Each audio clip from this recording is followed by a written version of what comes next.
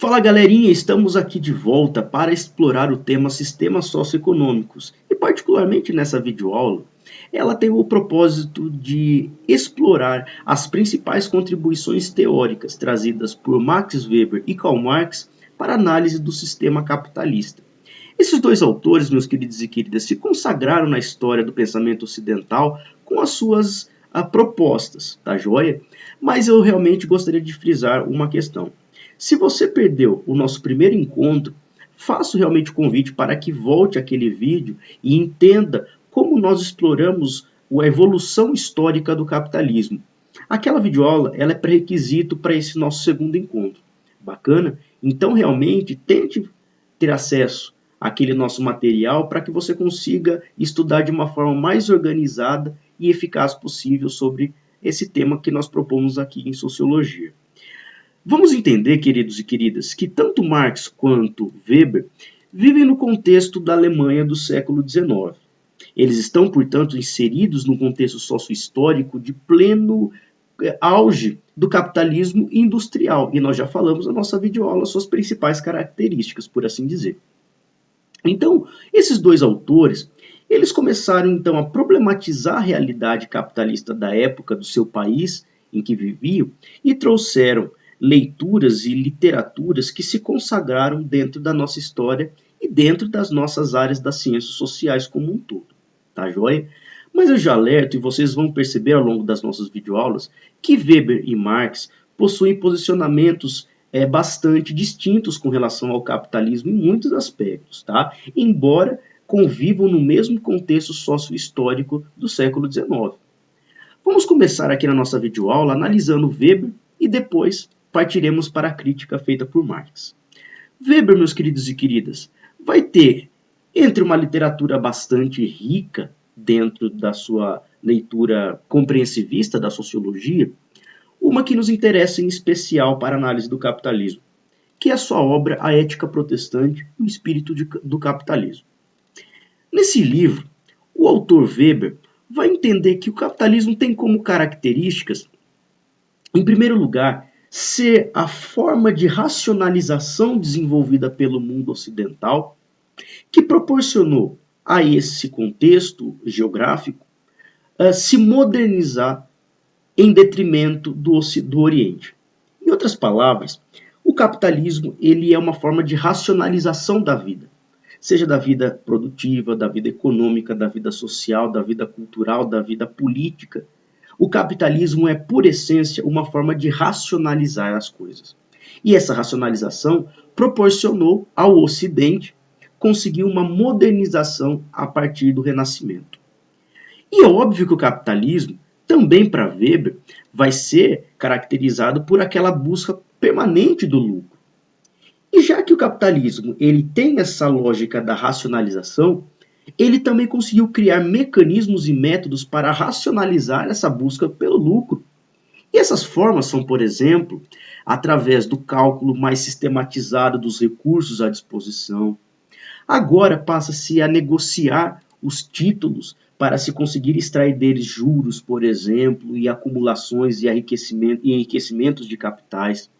Fala-se também dos sistemas de especulações financeiras e fala-se também do aumento da eficiência e da produtividade. Né? As fábricas cada vez mais passam a investir no desenvolvimento da tecnologia, do treinamento dos seus funcionários, do repensar da utilização dos recursos econômicos e da própria logística para cada vez mais tornar a sua produtividade efetiva, expandida e conseguir acumular cada vez mais o lucro. Fala-se também dessa maior eficiência, portanto.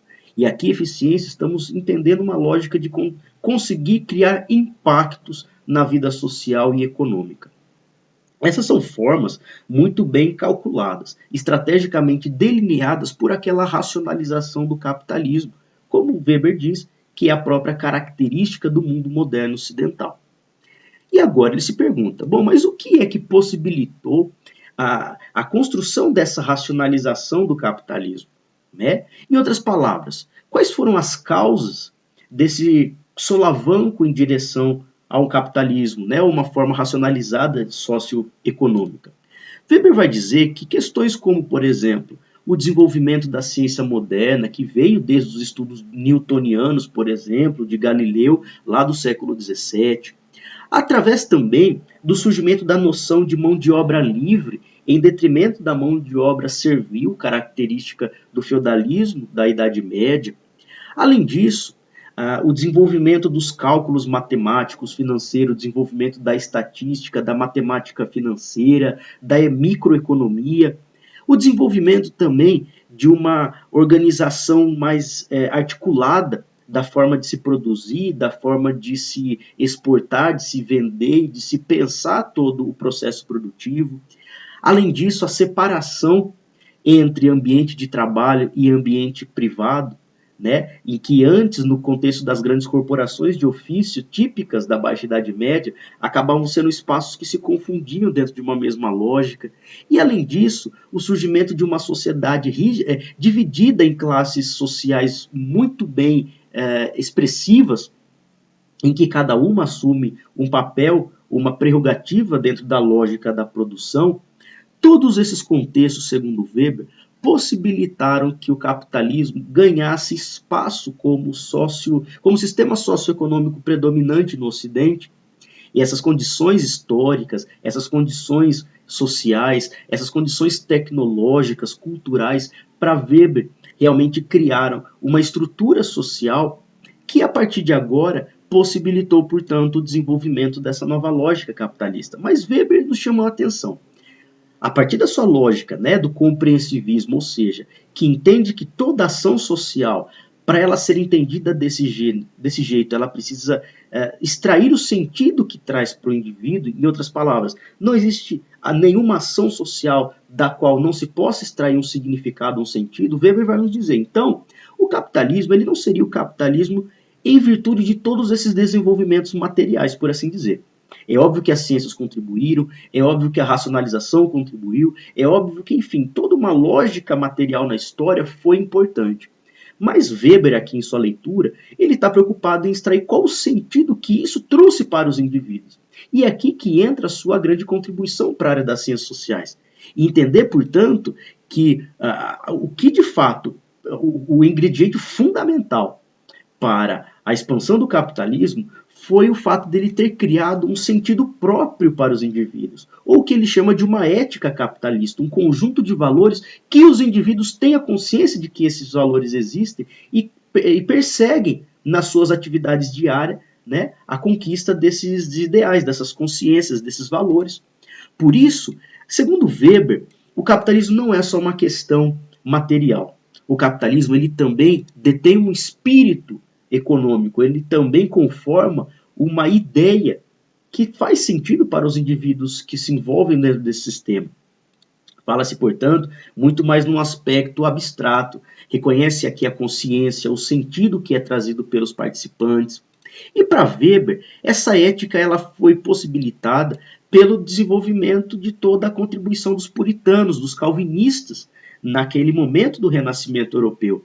Porque, segundo Weber, já lá, quando os calvinistas, os puritanos, falavam sobre a ideia de que o homem precisava se enriquecer através de uma lógica da inteligência, através de uma astúcia, quando realmente o puritanismo trazia a importância de se renunciar aos prazeres mundanos e realmente se dedicar à atividade do trabalho, quando se falava também dentro dessas perspectivas religiosas, a ideia de que o trabalho seria uma forma de exaltar ou agradecer a Deus pelas razões da vida, quando também se reconhecia de que a falta de trabalho seria um castigo, né, ou até mesmo uma falta de graça ou de inspiração divina na vida daquela pessoa.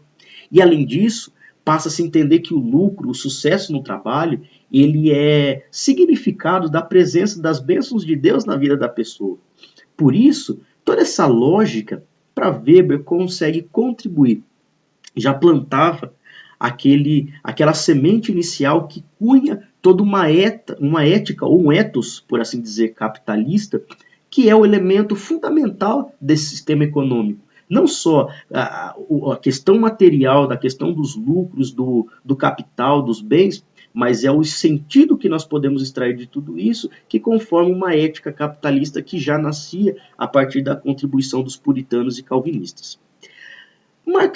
Karl Marx, por seu turno, também alemão, também contemporâneo a Weber, vai ter uma proposta mais crítica em relação ao capitalismo, e essa visão acaba sendo mais tendência em se tratando de algumas provas de vestibular. Karl Marx vai entender, meus queridos e queridas, que o capitalismo,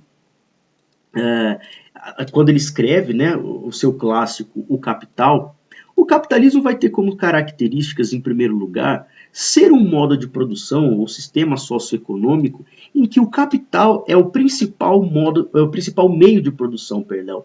Em outras palavras, passa-se a entender que não somente os recursos, as máquinas, a mão de obra, apesar de importantes, elas não definem o capitalismo.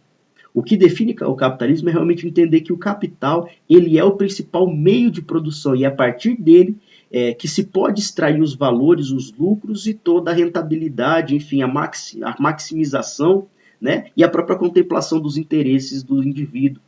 Mas Marx entende, e Engels também, que esse meio de produção, o capital, ele é centralizado nas mãos de uma única classe, que é a burguesia. Por isso, ele é apropriado por esse grupo, né, para gerar renda.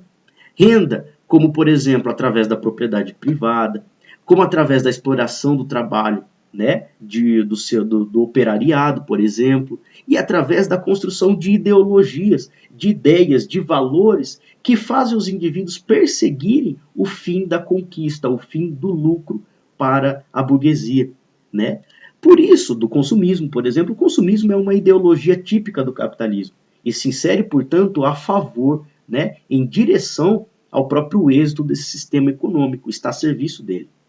Por isso, cria-se, dentro da lógica capitalista, uma economia de mercado que é a própria troca de bens privados entre os indivíduos, sempre buscando, obviamente, a maior rentabilidade e a maior eficácia, né, da conquista dos lucros. Uma sociedade que, ao mesmo tempo que promove essas conquistas econômicas, ao mesmo tempo proporciona oportunidades diferentes para a conquista das mesmas. E é aqui que se afirmam classes sociais que são, dentro do sistema capitalista, para Marx e Engels, muito díspares, muito antagônicas, principalmente se tratando da burguesia, num espectro de análise, e no outro, proletariado. Por isso, as relações de produção elas são conflituosas. E uma das formas que evidencia esse conflito é o próprio salário, porque o salário é uma forma que o empreendedor consegue se apropriar do valor do trabalho, da mão de obra do seu empregado, para extrair dele o lucro, o maior lucro possível, a mais-valia. E isso acaba alienando o trabalhador ao seu ambiente de trabalho, aquele sistema, as leis, a imposição criada pelo seu patrão. Por isso, Marx e Engels vão entender que o capitalismo ele já estava, através dessas contradições, revelando já alguns pressupostos da sua decadência. E é nesse sentido que Marx e Engels vão propor a revolução marxista, que traria uma intervenção socialista por parte do proletariado, através da socialização dos meios de produção, até que eles conseguissem, então, criar toda uma comunidade de pessoas em que não houvesse mais exploração a partir da posse dos meios de produção e conseguiríamos então atingir a proposta comunista. Mas a gente pergunta, mas Alan, quais são as contradições inerentes ao capitalismo que Marx e Engels reconhecem? Bom, eles vão pontuar aqui para nós a ideia de que dentro do capitalismo, em vez, né, de se valorizar a disputa, em vez de se valorizar a competitividade, o que o capitalismo acabou gerando foi, em contrapartida, uma monopolização das trocas comerciais. Isso é evidenciado na realidade quando nós conseguimos reconhecer, por exemplo, que poucas empresas detêm, por exemplo, o comércio das telefonias móveis no Brasil, por exemplo. Então, obviamente, existe um monopólio desse mercado dentro do nosso território. Por isso, ele acaba entendendo que essa monopolização ela vai parar nas mãos da burguesia. É, de novo, um planejamento estratégico por parte dessa classe social, que se vale dessa monopolização em detrimento da livre competitividade, como queria o liberalismo de Adam Smith, Reconhece, portanto, que essa monopolização ela é uma própria contradição do discurso capitalista, né? Que em vez de prezar pela liberalização, pela proposta da liberdade, acaba cada vez mais centralizando a atividade produtiva. Por isso, cada vez mais se fala no aumento da produtividade, sobre exploração do trabalho, né, daquele operariado que acaba se exaurindo, que acaba se estafando, e toda a consequência trazida para o seu psicológico, para o seu fisiológico, é a exaustão dessa classe trabalhadora que não consegue também se articular, não consegue tomar a consciência da importância do seu trabalho e do seu papel revolucionário. Desumaniza-se, portanto, o trabalhador, é a lógica da exploração a qualquer custo. E, além disso, essa pauperização do trabalho, das suas condições, né, cada vez mais revelam que o próprio capitalismo, em vez de trazer um contexto de desenvolvimento, de liberdade, trouxe um retrocesso. E essas contradições internas estariam revelando para Marx e Engels uma própria abertura para o processo revolucionário que eles propõem em direção ao sistema comunista. Bacana, meus queridos e queridas? Então nós ficaremos por aqui nessa segunda videoaula e no nosso terceiro e último encontro sobre essa temática, sistema socioeconômico, nós abordaremos a proposta trazida pelo socialismo. Tudo jóia? Espero encontrar vocês no nosso próximo encontro. Um forte abraço e até nos revermos.